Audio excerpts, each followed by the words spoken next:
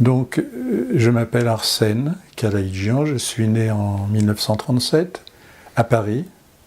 Je suis enfant de rescapés du génocide des Arméniens. Mon père est né à Sivas en Turquie, ma mère est née à Samsun. Ils se sont retrouvés très rapidement orphelins. Ma mère était trop petite pour m'avoir fait un récit. Je sais simplement qu'elle a été recueillie et mise dans une institution américaine où elle a été élevée jusqu'à sa majorité à l'île de Corinthe en Grèce. Mon père, lui, a une histoire un peu plus déchirante. C'est que sa mère mourante l'a poussé dans les bras d'un paysan turc alors qu'ils étaient dans un convoi de déportation. Sa mère, ma grand-mère, se sachant mourante, donc, l'a poussé pour qu'il suive ce paysan. Elle pensait bien que c'était la survie de son fils, donc de mon père.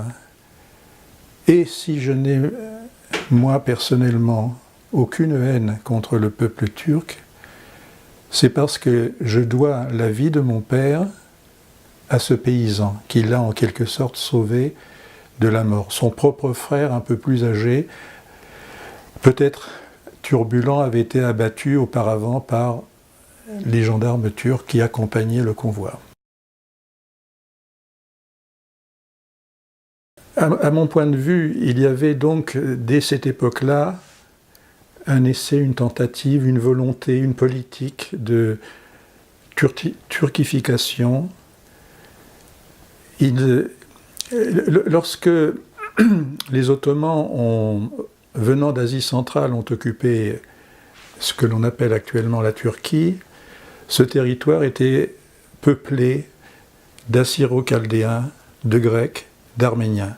Donc une population plutôt chrétienne. Et donc ce peuple touran, venu d'Asie centrale, était des musulmans, et certainement de proche en proche, ils ont voulu unifier sur le plan des croyances le pays. Et donc, les pouvoirs en place sont pris aux chrétiens. C'est comme ça que je vois les choses. Les massacres hamidiens, 200 à 300 000 Arméniens massacrés. Oui, les Arméniens ont senti, ont vu dans cette montée en puissance d'un parti qu'on appelle communément Jeunes Turcs, le Comité Union et Progrès, une sorte de bouée de délivrance de ce sultan sanguinaire. Et donc ils ont été aux côtés de ce parti. Mais malheureusement, mal leur en a pris. Il y a toujours derrière sous-jacent cette volonté d'unifier le pays, de turquification. Voilà. Et donc, le Comité Union et Progrès a profité de la Première Guerre mondiale pour accomplir sa politique. Alors, pour autant, il faut savoir que l'Arménie historique, après donc l'arrivée des Ottomans sur ce territoire, a été partagée donc entre l'Empire ottoman et l'Empire tsariste. Donc il faut savoir qu'il y a en fait qu'il y avait deux Arménies, l'Arménie occidentale et l'Arménie orientale sous les tsars. Les tsars, pendant la Première Guerre mondiale, étaient alliés à l'entente avec la France et la Grande-Bretagne. Et il est normal donc que les Arméniens de l'Empire tsariste combattaient contre la Turquie.